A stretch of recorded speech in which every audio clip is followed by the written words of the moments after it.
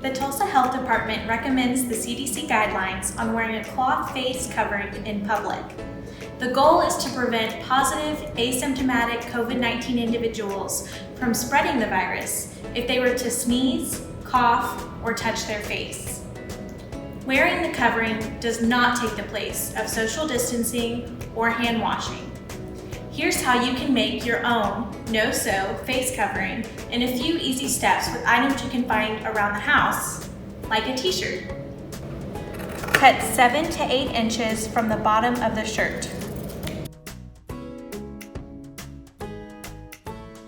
Fold it to the middle from the bottom. Fold it to the middle from the top. Fold it again to the middle from the bottom. Again, fold it to the middle from the top. Place rubber bands on either side.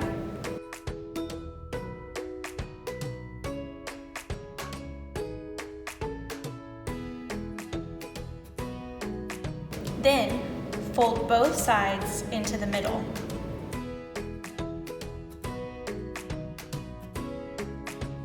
Then you have yourself a cloth face covering. It's that easy.